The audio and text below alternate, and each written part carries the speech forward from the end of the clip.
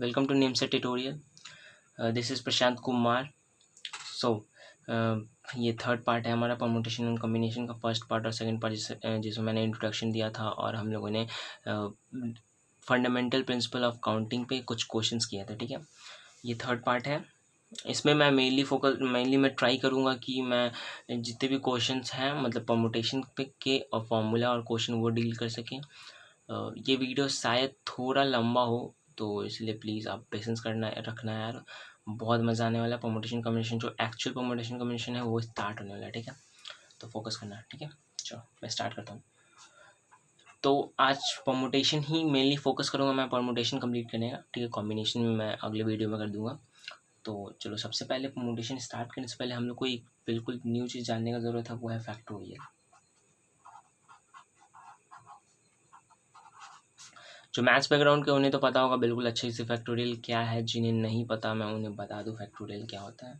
Let's say factorial की सबसे पहले नोटेशन समझ लो. नोटेशन दो तरह के होते हैं. कुछ टीचर्स तुम्हें ऐसे करके दिखाएंगे और कुछ टीचर्स तुम्हें ऐसे दिखाएंगे. ठीक है, आप जो चाहो वो फोकस कर सकते हो. मैं मेनली यही फोकस करता हूँ, मतलब मुझे ये अच्छा लगता है. मेरे टीचर्स ने मुझे यही किया था. यहाँ पर ये भी कर सकते हो. ठीक है, तो इसका मतलब क्या होता है? इसका मतलब सिंपल यही है. अगर कोई भी आपको फैक्टोरियल n दिख जाए, इसका मतलब 1 into 2 into 3 into till n minus 1. ठीक है, या फिर सिंपल बोलूँ तो इसका मतलब n into n into n minus 1 into n minus 2 into n minus 3 कहाँ तक इंटू 1 तक. ठीक है, ये होता है. एग्जाम्पल एक बार और देख लो. अगर मान लो फैक्टोरियल 5 होता है तो इसमें क्या करोगे आप? फैक्टोरियल 5 में 5 इंटू 2 इंटू 3 इंटू 1 ऐसा जा सकता है. फिर फैक्टोरियल मान लो 3 होता है तो इसमें आप कर सकते हो 3 इंटू 2 इंटू 1. हो फैक्टोरियल समझ में आ चुका होगा. ठीक है, फैक्टोरियल यही होता है. अब इसमें एक दो क्वेश्चंस होते हैं, मैं वो भी आपको बता देता हूँ उसमें क्या क्या होते हैं. ठीक है, आपको NCERT में आपको मिल जाएंगे या फिर कोई भी बुक आप फॉलो करते हो. मान लो इसमें ऐसा रहेगा कि आप 5 फैक्टोरियल का आंसर बताओ, तो कुछ नहीं करना है, सिंपल ऐसे ऐसे लिखना है. सॉरी, और इसको मल्टीप्लाई कर लेना है. तो फैक्टोरियल 5 का मल्टीप्लिकेशन आप सिंपल कर लो. 5 4 20, 60 एंड 120. कूल. एक और तरह के क्वेश्चन आएंगे इसमें, वो ये रहेगा 5 फैक्टोरियल बाई 3 फैक्टोरियल. ठीक है, इसका भी कुछ नहीं करना है. सिंपल ऊपर जो है उसको पहले आप सिंपल इसको ऐसे लिख देना और नीचे वाले को ऐसे लिख देना. सिंपल आप देख सकते हो, इसको इससे काट सकते हैं. तो इसका क्या हो जाएगा 5 4 20. कुछ नहीं होगा. और इसमें होगा तो यहाँ 2 और फैक्टोरियल कर दिया जाएगा, जो कि आपको मैं एक और क्वेश्चन में दिखा देता हूँ. इसमें आप इसको और ऐसे कर सकते हो जैसे कि 5 फैक्टोरियल बाई 3 फैक्टोरियल 2 फैक्टोरियल. तो इसमें भी कुछ नहीं करना. 5 फैक्टोरियल चुपचाप जैसे आप इसको पहले तो ऐसे लिख दो, नीचे वाला भी जैसे है ये इसको ब्रैकेट में डाल दो, इसको ब्रैकेट में डाल दो, 2 इंटू 1 डाल दो. इससे ये कट गया पूरा. फिर उसके बाद बचा 2 से इसको काट दो 2 1 में, तो इसको हो जाएगा 10. ठीक है, सिंपल. तो फैक्टोरियल का मतलब समझ गए फैक्टोरियल क्या होता है, और जिन्हें पता था उन्हें तो पता ही होगा. चलो अब थोड़ा आगे बढ़ते हैं. अब एक्चुअल परमुटेशन में जाने की मैं कोशिश परमुटेशन स्टार्ट करने वाला हूँ. ठीक है, तो फोकस करना. तो चलो परमुटेशन स्टार्ट करते हैं.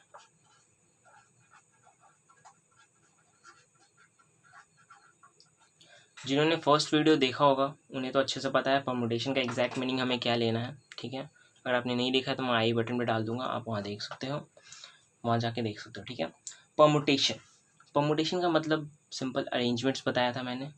आई गेस ये कलर थोड़ा अच्छा नहीं दिख रहा होगा आपको अच्छे से, तो मैं फिर से इसी कलर को कंटिन्यू करता हूँ. तो परमुटेशन का मतलब अरेंजमेंट्स. तो अब हम लोग जो परमुटेशन पढ़ने वाले हैं, और जो इसमें कुछ नहीं, जितने भी इसमें जो फॉर्मूला पढ़ने वाले हो, इसमें जो भी इसमें पढ़ने वाले हो, सिर्फ एक ही चीज़ सिखाने वाला है कि कैसे आपको अरेंज करना है. कोई भी प्रोडक्ट या फिर कुछ भी रहेगा उसको कैसे अरेंज करना है, वही हम लोग आज सीखेंगे. इसमें जो भी इसमें सब सारा जितना भी फॉर्मूला है या फिर कोई भी टेक्निक इसमें यूज़ कर रहा है, सब कुछ एक ही चीज़ सिखा रहा है कि कैसे हमें अरेंज करना है. ठीक है, परमुटेशन को मैं सिंपली देखो, परमुटेशन के जितने भी क्वेश्चन है ना उनको मैं सिर्फ दो पार्ट में बांट सकता हूँ। वो नॉन रिपीटिंग रिपीटिंग तो था ही, लेकिन मैं सिंपली परमुटेशन को अगर बांटना चाहूँ, सबसे पहला पार्ट ले लो। सबसे पहला पार्ट है when objects are same। Okay, दूसरा है when objects are different। ठीक है, तो दो टाइप का क्वेश्चन आएगा, जब ऑब्जेक्ट सेम रहेगा और जब ऑब्जेक्ट डिफरेंट आएगा। और दोनों को और आप पार्ट में करना चाहो तो आप एक और कर सकते हो, when repetition is allowed, when repetition is not allowed. इसमें भी सेम टाइप के क्वेश्चन आ सकते हैं, repetition is allowed, repetition is not allowed. ठीक है, सबसे पहले हम लोग इसको डील करेंगे कि क्या होगा। चलो, परमुटेशन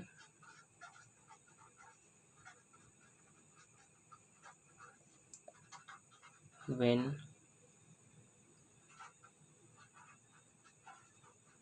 objects are different। ठीक है, तो permutation when objects are different, तो इसमें सबसे पहले हम लोग इस पार्ट को ले लेते हैं, when repetition is not allowed. ठीक है,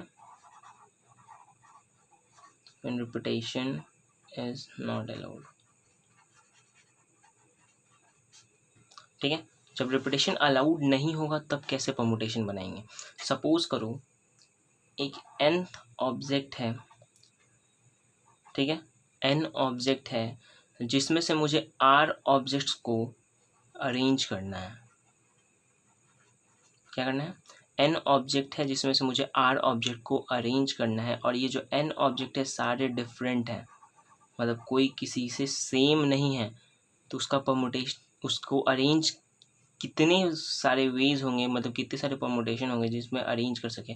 मेन देखो, परमुटेशन में हमें यही सीखना है कि अरेंज कैसे करना है, तो मेन इसी वर्ड पे हमेशा फोकस रखिए। क्वेश्चन में भी ऐसा ही रहेगा। इसी तरह मैं इस बार ऐसे एक्सप्लेन कर रहा हूँ। मान लो n ऑब्जेक्ट है जिसमें से मुझे r ऑब्जेक्ट, n ऑब्जेक्ट्स में से r ऑब्जेक्ट मुझे अरेंज करना है, तो ये कितने वे में हो पाएगा, ये हमें परमुटेशन में पढ़ना है। ठीक है, तो यहाँ पे देखो, ये जो n ऑब्जेक्ट है वो सारा डिफरेंट ऑब्जेक्ट है, कोई भी मतलब सेम नहीं है, सारे n ऑब्जेक्ट डिफरेंट ऑब्जेक्ट है। तो इसका फॉर्मूला क्या होगा, अभी हम मेन फोकस फॉर्मूला पे करेंगे।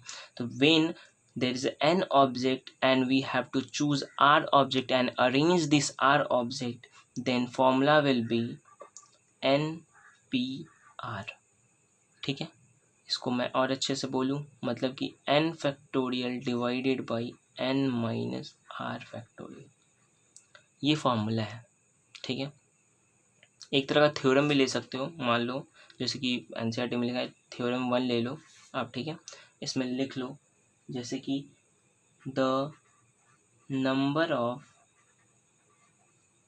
Permutation of nth different objects, nth different object when r objects has chosen and repetition is not allowed, then number of permutation will be NPR। समझ में आया। सबसे पहले इस थ्योरम को फिर से एक्सप्लेन कर देता हूँ एक बार और। जब n डिफरेंट ऑब्जेक्ट हो, उसमें से मुझे r ऑब्जेक्ट चूज करना है, तो उनका परमुटेशन क्या होगा, या अरेंजमेंट बोलो या परमुटेशन बोलो, उनका परमुटेशन क्या होगा, उनका परमुटेशन NPR होगा, जो कि ये n factorial by n minus 1 factorial लिख सकते हैं। समझे? नहीं समझे? एक क्वेश्चन लेते हैं। ठीक है, एक क्वेश्चन लेते हैं हम लोग।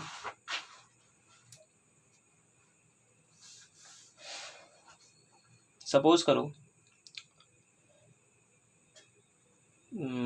कोई भी एक नंबर ले लो, ठीक है, 1 2 3 4 5 6 7 8 9, ठीक है, 9 नंबर है। मुझे इसमें से 4 नंबर चूज़ करना है, और 4 नंबर बहुत ज़्यादा हो जाएगा, चलो 3 नंबर चूज़ करते हैं और उसका डिजिट्स बनाते हैं, ठीक है, 3 नंबर चूज़ करना है और 3 डिजिट बनाना है मुझे इन 9 नंबर्स में से, ठीक है। तो इसमें मुझे बताना है कि कितने सारे परमुटेशन बनेंगे जिसमें repetition is not allowed, repetition allowed नहीं है। तो यहाँ पे n क्या होता है, n हो जाएगा तुम्हारा 9, और जो r है जो कि मुझे 3 ही नंबर इसमें से चूज़ करना है, तो r क्या हो जाएगा 3। एक वे, ये देखो एक वे जो हम लोग फंडामेंटल ऑफ काउंटिंग्स में पढ़े थे, वो जो ब्लॉक वाला तरीका, ब्लॉक बना के हम लोग कर सकते थे, इसको 9 वेज कर देते हैं, इसको 8 वेज कर देते हैं, इसको 7 वेज कर देते हैं, क्योंकि रिपीटेशन अलाउड नहीं है इसमें। तो इसका आंसर जो हम लोगों ने लास्ट वीडियो में भी किया था ऐसा, तो इसका आंसर कुछ ऐसा हो जाएगा। लेकिन अगर इसका बात करें, अगर मुझे फॉर्मूला यूज़ करना है, जो कि हमने अभी जस्ट यहाँ पे पढ़ा है, मुझे ये फॉर्मूला यूज़ करना है, तो इसके लिए हम क्या करेंगे, इसके लिए हम कुछ ऐसे करेंगे कि 9 नंबर्स हैं, ये मेरे पास 9 नंबर्स है जिसमें से मुझे 8 नंबर चूज़ करना है, और 3 डिजिट नंबर को अब अरेंज करने का क्या परमुटेशन होगा, इसको निकालने के लिए मुझे NPR लगाना है फॉर्मूला, जो कि होता है n factorial by n minus r factorial, मतलब कि 9 फैक्टोरियल बाई 9 माइनस 3 फैक्टोरियल। इसको और अच्छे से करोगे तो 9 फैक्टोरियल बाई 6 फैक्टोरियल। इसको जब आप बनाओगे तो यही होगा 9 इंटू 8 इंटू 7, 9 इंटू 8 इंटू 7, मतलब कि आपका अप्रोक्स इसका देखोगे तो इसका हो जाएगा 504, ठीक है।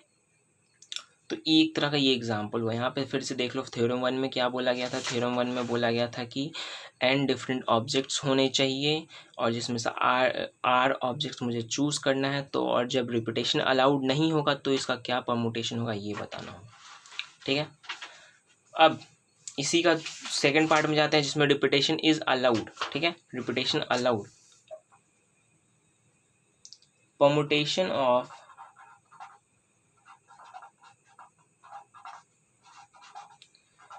n different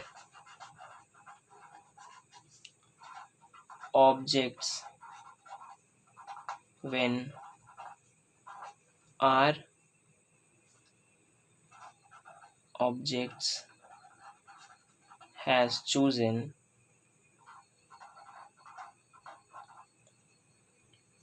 will be n to the power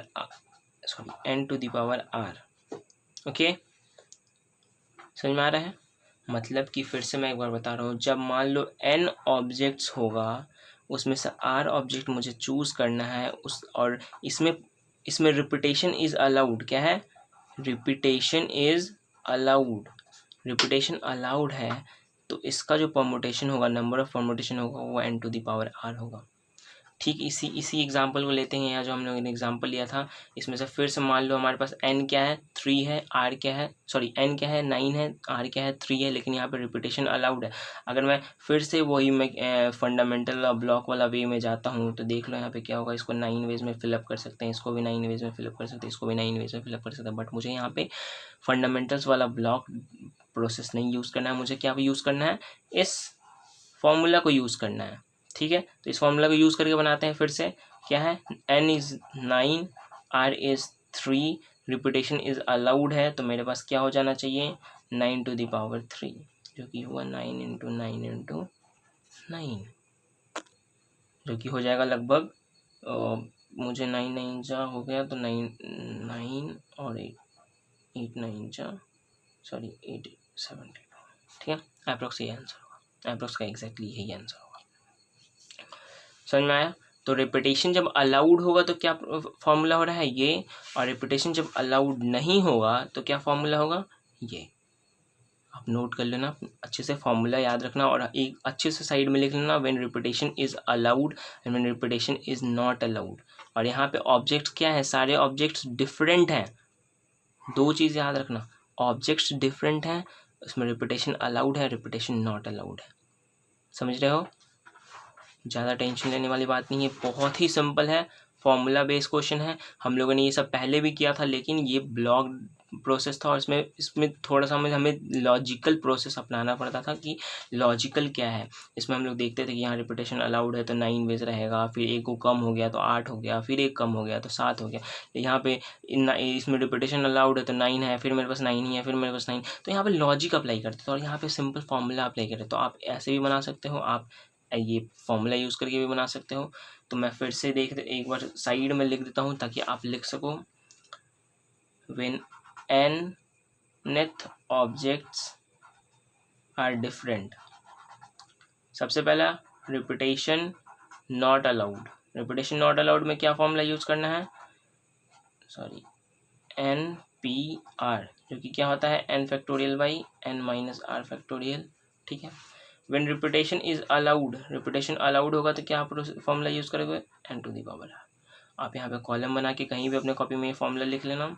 और स्पेशली देखो, ये सब ना छोटे छोटे क्वेश्चन है ना, इसलिए आप यहाँ पे ये लॉजिकल प्रोसेस अप्लाई कर सकते हो। लेकिन जब बहुत भयंकर मतलब थोड़ा सा अच्छा क्वेश्चन आएगा ना, जिसमें मेन परमुटेशन क्या है ना, जितने भी हम लोग जो निमसेट का प्रिपरेशन, निमसेट का जो एग्जाम की मैं बात कर रहा हूँ, मेनली जो क्वेश्चन आएगा ना, वो परमुटेशन और प्रोबेबिलिटी दोनों को मिक्स करके आएगा। और जब आप प्रोबेबिलिटी बनाओगे ना, मेन प्रोबेबिलिटी जब बनाओगे ना आप परमुटेशन से रिलेटेड, तब आपको ये फॉर्मूला बहुत काम आने वाला, बहुत ज़्यादा ही काम आने वाला है। इसीलिए मैंने यहाँ पे तो चलो सिंपल क्वेश्चन था, लॉजिक अप्लाई किया, मैंने बना दिया खटसा। लेकिन ये फॉर्मूला का जो बात है यहाँ पे जो यूज़ होगा वो मेनली क्वेश्चन में यूज़ होगा। और एक झटके में कोई मतलब फॉर्मूला अप्लाई करो और एक झटके में बन गया।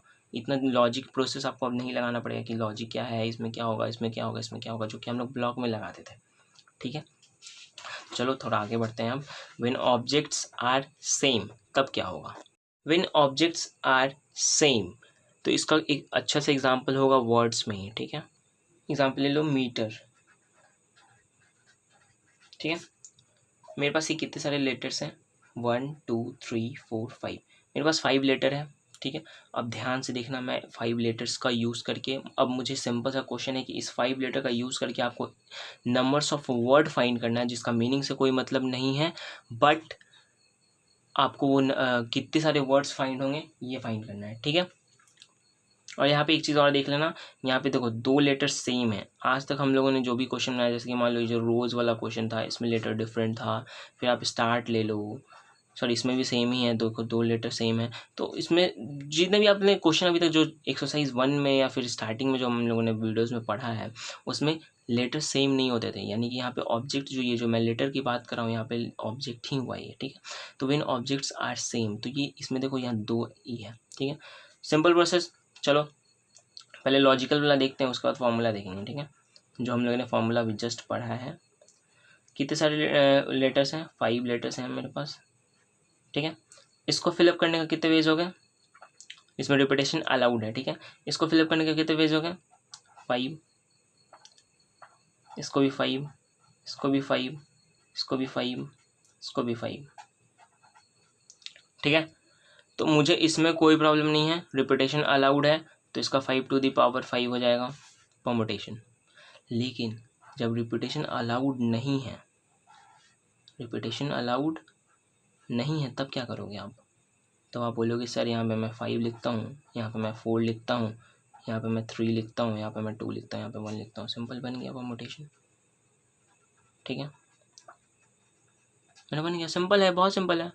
बट नहीं, यहाँ पे देखो 2 ई है।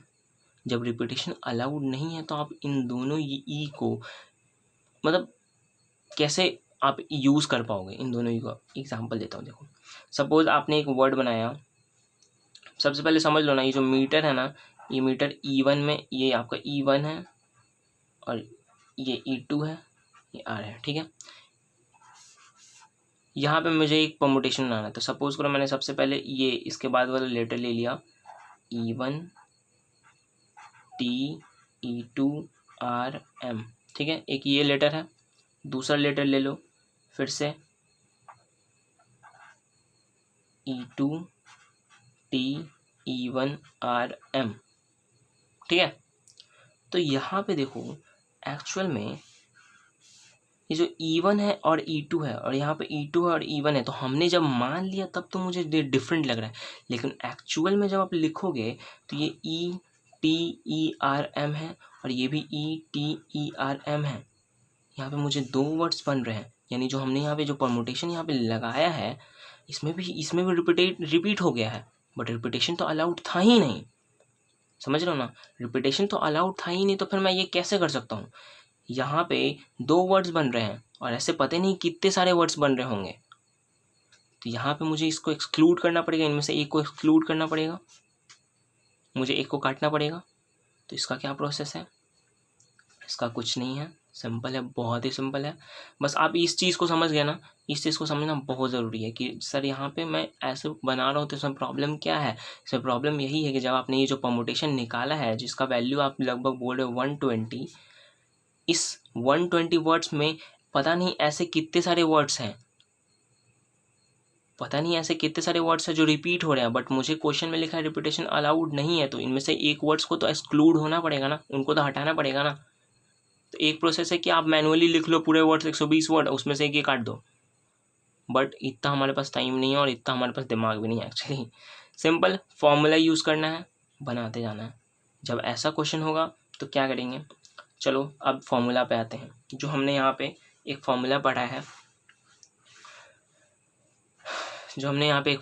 है, अभी जस्ट दो प्रिंसिपल्स में, कि 5 यहाँ पे क्वेश्चन में क्या लिखा है, 5 लेटर्स है और इससे मुझे डिफरेंट वर्ड्स बनाने हैं। तो सिंपल है, इसका परमुटेशन क्या होना चाहिए, मतलब जब रिपीटेशन अलाउड नहीं है तो इसका परमुटेशन क्या होना चाहिए, ये 5 फैक्टोरियल, राइट, 5 फैक्टोरियल। बट मुझे ये जो एक्सक्लूड करना है तो इसमें देखना है कि आपको कितने सारे सेम लेटर्स है, इसमें कितने सारे लेटर्स सेम है, ई और ई, ये दो लेटर जो है वो सेम है। कुछ नहीं करना है, जो आपका आंसर होगा मतलब कि नंबर ऑफ परमुटेशन जो होगा वो होगा 5 फैक्टोरियल बाई 2 फैक्टोरियल। मतलब इसका आंसर क्या होना चाहिए, 5 × 4 × 3 जो कि है 60। ठीक है, मतलब कि जो 60 वर्ड्स आपने बनाया था ना वो बिल्कुल सेम था यहाँ पे जो आपने पहले आंसर बोला, या फिर मैंने बोला, बात ही है। चलो ठीक है, तो समझ में आया। जब ऑब्जेक्ट सेम होगा तो क्या करना है, जब ऑब्जेक्ट सेम होगा तो इसका मैं एक अच्छे से डेफिनेशन लिख देता हूँ। When object will not different,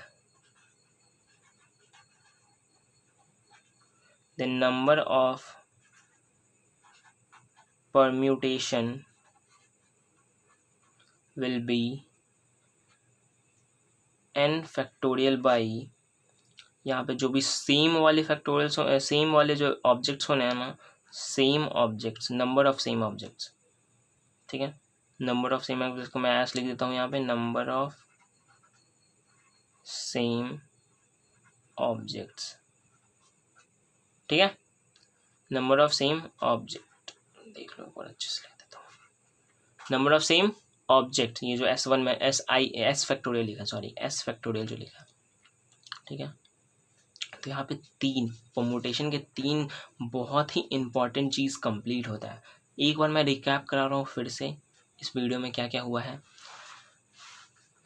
factorial मैंने बताया कि फैक्टोरियल क्या होता है, इसको जानने की ज़रूरत नहीं, छोड़ हटाओ, इसको पता ही होगा आप लोगों में से बहुत लोगों को। मेन है कि हम लोगों ने परमुटेशन पढ़ा, परमुटेशन के क्वेश्चंस 2 पार्ट में डिवाइडेड होते हैं। ये पहला पार्ट है जो व्हेन ऑब्जेक्ट्स आर सेम, और दूसरा पार्ट है व्हेन ऑब्जेक्ट्स आर डिफरेंट। सबसे पहले हम लोग ने पढ़ा when objects are different. Objects are different में भी 2 चीज़ है, जब रिपीटेशन अलाउड है, रिपीटेशन नॉट अलाउड है, रिपीटेशन अलाउड है, रिपीटेशन नॉट अलाउड है।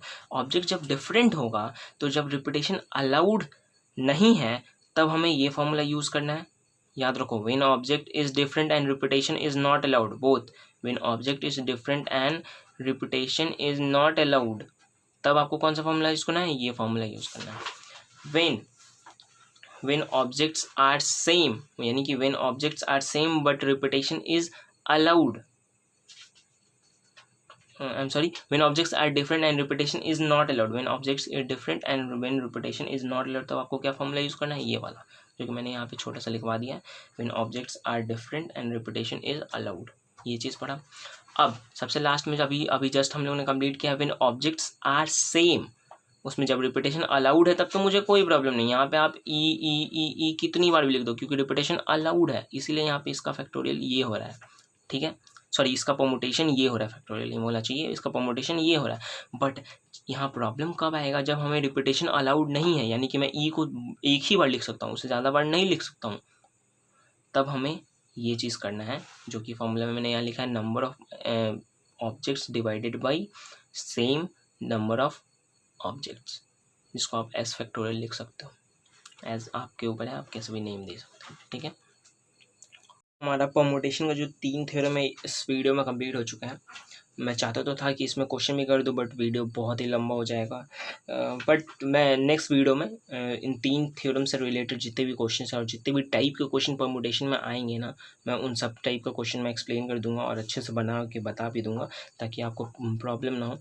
देखो मैंने तो पूरा फॉर्मूला बता दिया है, अब बस अप्लाई करना है। देखो जब आप क्वेश्चन बनते हुए देखोगे ना, तो आपको लगेगा कि हाँ ये बहुत ईजी है, बट मेन जो आपको समझ में आएगा ना परमुटेशन की एक्चुअली क्या हो रहा है, वो जब आप कुछ प्रैक्टिस करोगे तभी। इसके लिए मैं क्वेश्चन बताऊंगा अभी नेक्स्ट वीडियो में, मैं जब डालूंगा नेक्स्ट वीडियो तो आप देख लेना उसको भी, ठीक है।